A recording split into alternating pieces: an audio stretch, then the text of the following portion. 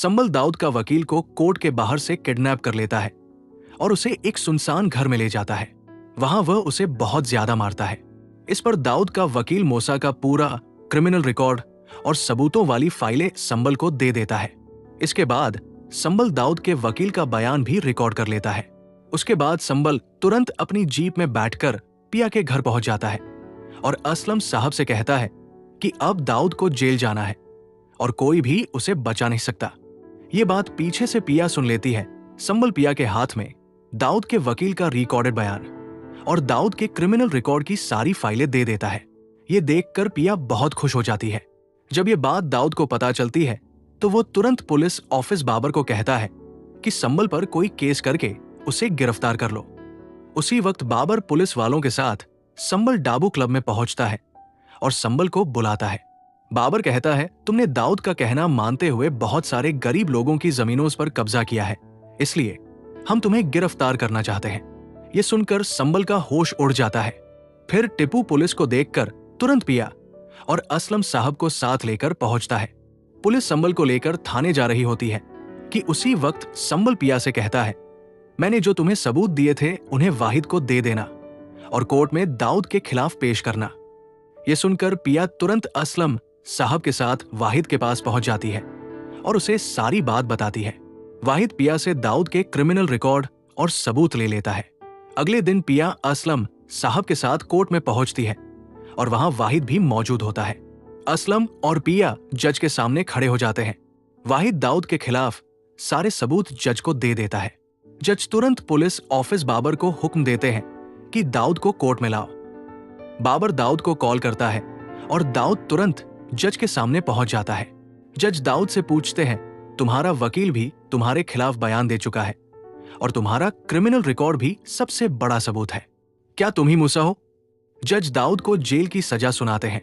यह सुनकर दाऊद का होश उड़ जाता है और असलम व पिया बहुत खुश हो जाते हैं। पुलिस दाऊद को गिरफ्तार कर थाने ले जाती है और दाऊद को संबल के साथ बंद कर देती है। दाऊद संबल से माफी मांगता है। दूसरी तरफ पिया कोर्ट से तुरंत सस्सी के घर जाती है और उसे बताती है कि संबल जेल में है।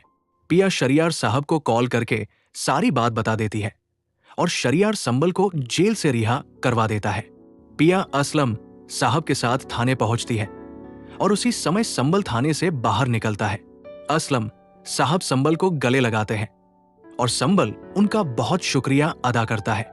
पिया कहती है, संबल, हमारी वजह से तुमने कितनी मुश्किलें झेली है, इसलिए मैं तुम्हें आज कुछ कहना चाहती हूं।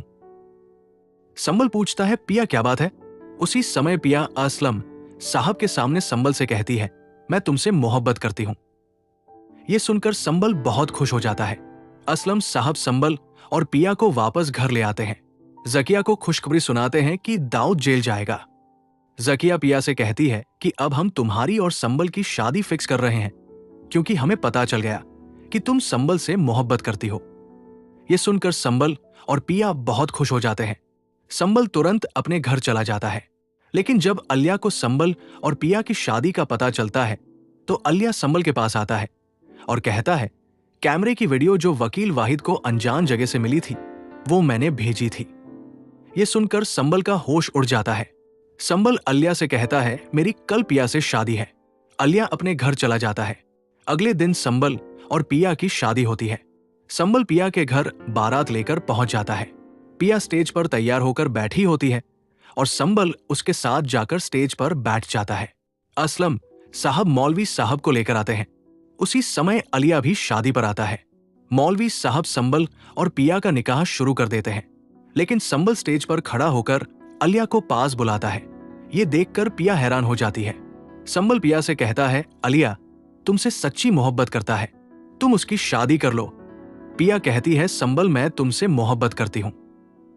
लेकिन संबल पिया का अगला हाथ जोड़ता है और वहां से चला जाता है। अलिया पिया से बहुत माफी मांगता है और पिया अलिया के साथ शादी करने के लिए तैयार हो जाती है। मौलवी साहब पिया और अलिया का निकाह करवा देते हैं। अलिया पिया को हनीमून पर कश्मीर ले जाता है। शरियार सस्सी को तलाक दे देता है